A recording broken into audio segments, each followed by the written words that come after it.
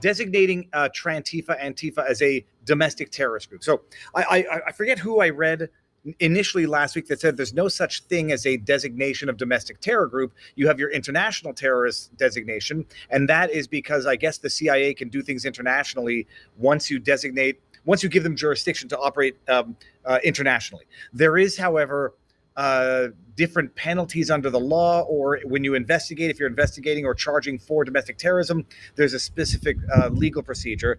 But officially, what people are saying is it's a toothless promise or a gesture without consequence, because there's no formal designation as a domestic terror organization under American law.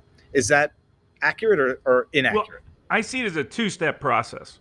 So ultimately, from a federal perspective, what we want is Antifa designated a foreign terrorist organization.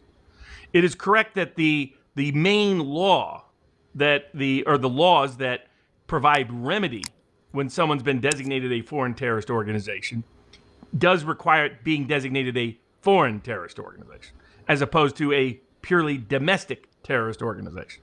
However, Antifa is absolutely a foreign terrorist organization. Antifa did not, it was amazing. CBS is lying. I don't know what Turning Point and Eric and the family and other people want to do, but I'll be happy to help them in any capacity I can. I like Charlie. He was friends with Charlie. One of the most decent. Tucker described it perfectly today. When Tucker was like, I got a little part of my heart that's got some hate in it. Mine may be a little bigger now and then. But if you were around Charlie, he would never respond with hate. It was like, that's someone we need to reach. That's someone we need to persuade. That's someone that just needs Jesus. He was the happiest version of evangelical Christianity I've ever met in my life. Was Charlie. Yeah. But for me, the number of libels about Charlie are just absurd. And if you are diminishing the value of an ongoing organization by defaming its principle, then you can sue in the name of the organization. So I believe Turning Point has claims against every major media organization, has claims against Jimmy Kimmel, has claims against a whole bunch of powerful people, has claims against Elon Omar. They set up, they pretended Alex Jones is who they were, but they established in that case the legal precedents to go after all of them. Consider that CBS was just lying today, I believe, about Antifa. They said Antifa was an organization that started in just a few years ago that mostly opposes neo-Nazis and racists. Complete lie. Complete, absolute lie. Antifa started in Italy, where it expanded to Germany, where communists came up with a new name rather than call themselves communists. They said, now there's fascists. We can use the fascists to justify our own violence. Because it's important. Fascism and communism were two socialists who hated each other. That's all they were. They were really all on the left. There's no fascists on the right. They're on the left. That's why they called themselves socialist. That's why the S in the Nazi Party stands for socialist. Because they were socialist. I love how Wikipedia or AI has to protect it. The contemporary Antifa movement in the U.S. is not directly connected to its European predecessors, but draws inspiration. Does it also draw funding from international organizations? Is what I'd like. Well, and here's the guy that Professor Frei or whatever his name at Dartmouth. He should be under investigation. He is one of the biggest propagandists and violent inciters in the country, and he wrote a fake history of Antifa to rationalize and justify this. And then he became the favorite expert all the media and academics would go to. It would be like going to the chief of the Klan and say, tell us, chief of the Klan, what started the Klan? Oh, okay. That's how ridiculous it is. But they're lying. Antifa started in late 1920s in northern Italy. That's why their favorite, one of the biggest, one of the things that the alleged assassin, Ciao Bella Bella, Ciao Bella Bella, Ciao, is the original Antifa song from Italy. And by the way, let me bring this up, because for everybody who was saying disingenuously or ignorantly that it was a gaming thing, they were singing it at a protest against transgenderism in Montreal. I'll get that video in a second. They were singing that Ciao Bella song at a protest in Montreal as relates to people opposing transgender ideology. So it was in the game as well. If you want to be a liar about it, you'll say it was game motivated and not Antifa motivated. Well, and the mere fact the name is Antifa. Antifa has no English origin. Antifa comes from an Italian word translated into a German word as anti-fascist. It was, and so this is, by definition, Antifa is a foreign terrorist organization by its origins, by its history, by its iconography, by its ideology, by its funding, by its organization. So Antifa was strong throughout the 20s and 30s in Italy, and then it expanded, and its dominant presence was Germany. It then receded during World War II, and then you had different parts break up into the Soviet Union into the West, the Warsaw Pact, and NATO. So that diminished it for a while, and then it came roaring back in Germany. And for a while, it went through different formulations. You had, the Red Guard, and you had a range of left-wing terror organizations from the mid-1960s all the way through really the early 1980s. You had Operation Gladio, which developed its own terror operation out of misplaced resources, particularly Ukraine. By the way, you have a lot of trans violence that a lot of high-ranking Ukrainian people who've been accused of particular violence against civilians. You'll find a weird trans connection, including the obvious CIA person, intelligence asset front, who was from Las Vegas, who was the trans person who represents Ukraine from the U.S. with intel connections, tried to infiltrate the Republican Party, then goes over and represents Ukraine, who helped coordinate the torture and murder of American journalist Gonzalo Lira. That's who these people are. So, but that's what makes it foreign, right? Like, if you read the law just says it's a foreign organization. And in fact, here's how it's the Code of Federal Regulations expanded it a bit. So 2 CFR 1108.205. A foreign organization, it can be an organization located in a country other than the United States, even if it is not recognized as a foreign public entity. In other words, all you need it to be is foreign at some level. It does not have to be exclusively foreign. Hamas is not exclusively foreign. The PLO was not exclusively foreign. All those other organizations, including al-Nusra, who now we've decided, we're going to play ball with in Syria, so we just took them off the list, and now they're visiting outside the World Trade Center, where the World Trade Center used to be. I was like, whatever that is. What we're doing, put another story for another day. But all that requires is a foreign location, not exclusively foreign location. So now there's certain procedures which we'll get to, but Antifa is, by all evidence, Andy Ngo has probably acclimated the most, but Mike Benz has also acclimated a bunch. Data Republican Online, who does all the great work, she's identified a bunch, and that prove that Antifa is at minimum, what I think is indisputable, does it have any presence in a foreign nation? Well, since it originated one, it became in the 70s and 80s what was called the Black Bloc. And so they use these same techniques. You dress in such a way that people can't identify you. You avoid police. They have sophisticated levels of training, sophisticated levels of terrorists that they basically teach, train, and tutor people in terrorism. That's what Antifa has always been.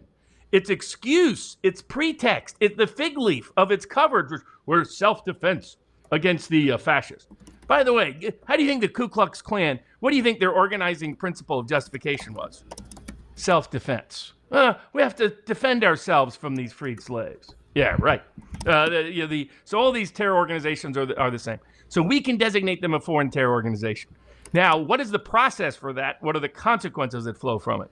So the process is this. The Secretary of State looks at open source and classified information, builds an administrative record, then designates Antifa as a foreign terrorist organization and all of its affiliates and associates. And they've done this many, many times with a wide range of foreign terror organizations to encapsulate the fact most terror organizations are not, or like I saw legal analysis saying, Antifa's not hierarchical. It doesn't have a registered limited liability company in Delaware. That's not an organization.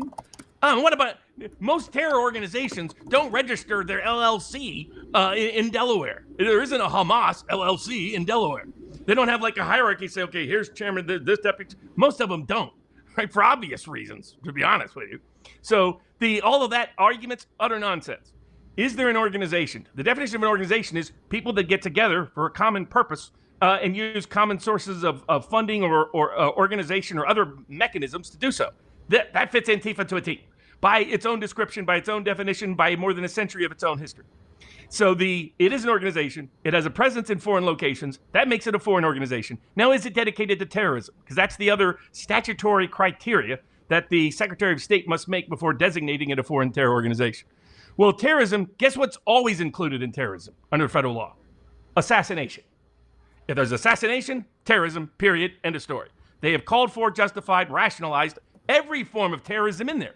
Taking hostages, raiding property, to trying to coerce and intimidate and terrorize a domestic or other population for politicized purposes, threatening to kill people, wanting to kill people, attacking people, a violent assault, mob lynch, actually trying to create lynch mobs in wide range. Go back to when they attacked Milo, go back to all these other previous attacks. So they are a terror organization.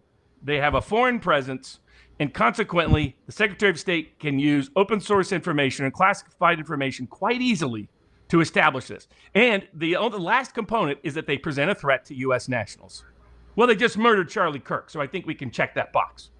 And this goes all the way back. This goes 1999, Seattle, World Trade Organization, mass protest. It was infiltrated by Antifa, right in the black bloc, who destroyed a bunch of things, converted it into a riot, discredited the protesters, allowed the World Trade Organization to do what? Help bring China into the World Trade Organization formally 2 years later. So there's a long history of them being useful idiots, but there's a long history of them being politically violent, using terroristic tactics against the United States in an organized way with a foreign presence and foreign sourcing. So I think that's enough for them to designate Antifa a foreign terror organization. What does that mean? Now, once he does it, he sends it to Congress. Congress has 7 days to overturn it. Is Congress going to overturn that designation? I don't think so. So then they have 30 days. Antifa, some member of Antifa, who's on this list, has 30 days to appeal to the courts. Of course, it's always the District of Corruption where they get to go, but it's to the Court of Appeals, and they get to challenge it on grounds, well, whether it's arbitrary or constitutional violation, etc. I'm all for this, even if they challenge it, because it puts the highlight on the problem. The highlight is Antifa. And then the secondary problem is judicial corruption turning a blind eye to it. A former legislative director for the teachers union in California went and shot up a local ABC studio after they fired Jimmy Kimmel or suspended him. And what did the Newsom's government in California do? It released him immediately. And the feds, to their credit, are starting to get on top of it, went and rearrested him. Because every single one of these crimes is not just a state crime, it is a violation of federal civil rights. And as such is a federal crime and has been recognized as such since the last time we had to deal with this, which was the Ku Klux Klan, for which we created the Ku Klux Klan Act of 1871. Now, what are the consequences? The consequences are if you provide any level of material support for a terror organization, you can go to federal prison for 20 years. This cuts off the funding immediately, cuts off associating with them, organizing with them, promoting with them, any of it. You are done for. You are DOA legally. And so it is an incredibly powerful tool. Secondly, you can freeze their funds anywhere you have control. So you can freeze anybody's funds that are connected to this, you can freeze overnight. So designating someone, a foreign terrorist organization has extraordinary legal power in the United States. This is the same thing in Canada when they designated Proud Boys a terror organization. I said, well, that's just going to facilitate them freezing their bank accounts, except in Canada, they freeze the bank accounts of people who donate to charities. You don't even have to be a designated terrorist organization. So yeah, there are remedies under the law, the same ones we have in Canada, it sounds like. Exactly. Now, so I'm for continuing to go on the foreign terrorist organization track. I would notice a separate thing. The fact that Trump has designated them a terror organization at some level frees up a range of resources with federal state combined investigations, because over 20 states have their own terror organization laws, their own terrorism crime laws, their own terror criminal enhancement laws, in some cases, similar material prosecution laws. So you can work with them even if they weren't a foreign terrorist organization. The feds can work with the state in those 20 plus states and go after them under the state law predicate as well.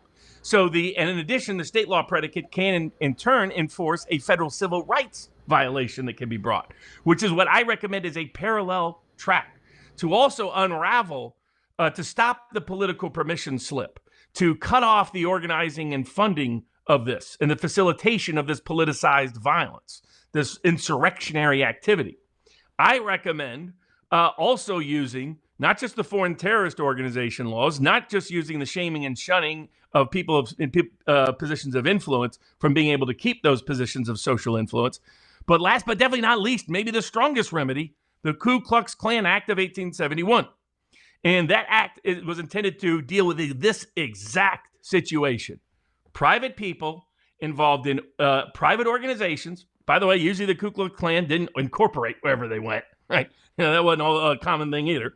A private organization disguised as a self-defense entity, which is in fact out to commit politicized violence for politicized terroristic purposes.